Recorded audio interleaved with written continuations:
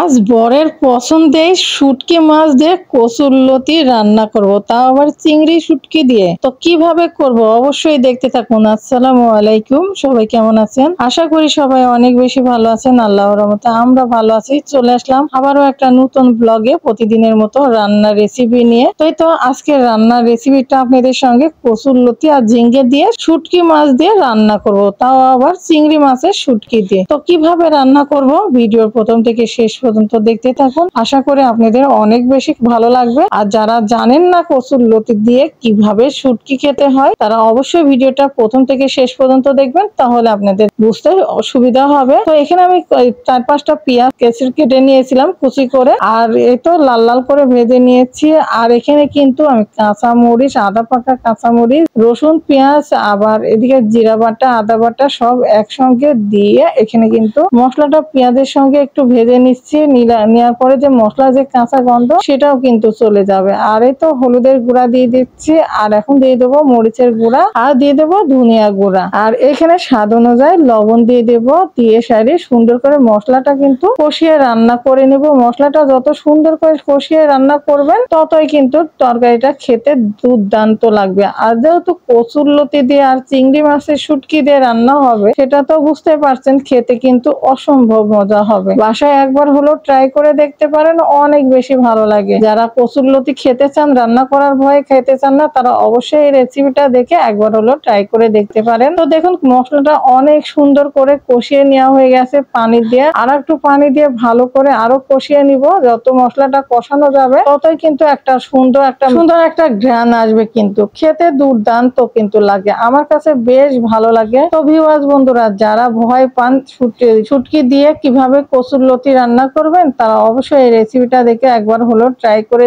দেখতে পারেন, আপনাদের অনেক কাজে আসবে। তো যাই হোক, আমার কিন্তু মশলাটা সুন্দর করে কষিয়ে নেওয়া হয়ে গেছে, দেখতে পাচ্ছেন। আর মশলা থেকে কিন্তু পুরো তেল ছেড়ে দিয়েছে, আর মশলাটা কষে নেওয়াটা অনেক সুন্দর হয়েছে কিন্তু। আর এই যে চিংড়ি মাছগুলো আমি গরম পানি করে ফুটিয়ে নিয়ে রাখছিলাম, রাখার পরে সুন্দরভাবে ধুয়ে পরিষ্কার করে নিয়েছি। আর এই মশলার সঙ্গে কিন্তু শুটকিটা সুন্দর করে কষিয়ে আবারও রান্না করে নিব। রান্না করে নেওয়ার পরে তখন কচুরলতিটা আর ঝিঙ্গে কেটে রাখছি সেটা কিন্তু দিয়ে দেব। তো দেখতে পাচ্ছেন সুন্দরভাবে কিন্তু চিংড়ি মাছটা কষিয়ে নেওয়া হচ্ছে মশলার সঙ্গে। আর মশলার সঙ্গে খুব সুন্দর করে কষিয়ে নিলে কিন্তু একটা সুন্দর ফ্লেভার আসবে, খেতেও দুর্দান্ত লাগে, মারাত্মক লাগে। আপনারা একবার হলো ট্রাই করবেন। তো আমি এখানে কিন্তু একটা তেজপাতা দিয়ে দিলাম ছিঁড়ে, আর তেজপাতা দিলে তেজপাতার একটা সুন্দর ফ্লেভার আসবে, খুবই ভালো লাগবে। তো যাই হোক, দেখুন সুন্দরভাবে কিন্তু একবারে নেড়ে চেড়ে কষিয়ে রান্না করে নেওয়া হয়ে গেছে। এখন আমি কচুরলতি গুলি দিয়ে দিব। তো দেখতেই তো পারছেন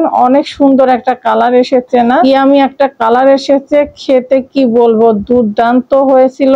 আর আপনাদের সঙ্গে তো আমি শেয়ার করে ফেললাম, আপনাদের কেমন লেগেছিল অবশ্যই কিন্তু কমেন্টে জানাতে কিন্তু ভুলিয়েন না। আর এই তো কচুরলতি দিয়ে দিলাম। কচুরলতি দিয়ে এখন সুন্দরভাবে মিক্স করে নেব মশলার সঙ্গে কচুরলতি আর ঝিঙ্গেটা। আর ঝিঙ্গে থেকে কিন্তু পানিও ছেড়ে দিবে। তো এটা থেকে সিদ্ধ হয়ে গেলে, কষানো হয়ে গেলে একটু পানি দিয়ে আবারও লতিটা সিদ্ধ করে নিব। আর রেসিপিটা আপনাদের সঙ্গে শেয়ার করব। কেমন লাগলো আজকের রেসিপিটা যদি ভালো লেগে থাকে অবশ্যই আমার ইউটিউব চ্যানেলটি সাবস্ক্রাইব করবেন, আর অবশ্যই আমাদের পাশে থাকবেন এবং সাপোর্ট করে যাবেন। তো যাই হোক, এই তো দেখতে পাচ্ছেন কত সুন্দর লাগছে না? দুর্দান্ত একটা কালার লাগছে, দেখে মনে হচ্ছে লোভনীয়, খেতে মন চাচ্ছে। আর এই তো দেখুন সুন্দরভাবে কষিয়ে নেওয়া হয়ে গেছে, একবারে তেলও ছেড়ে দিয়েছে। আর এই তো নিচে একটু লেগে যাওয়ার মতো হয়েছে, কোনো ব্যাপার না, লাল লাল হয়েছে, আরো খেতে বেশি ভালো লাগবে। আর এখন আমরা পানি দিয়ে দেবো। দেখুন কত সুন্দর একটা কালার এসেছে, মাশাআল্লাহ। যারা রান্না করতে পারেন না তারা অবশ্যই রান্না করবেন এই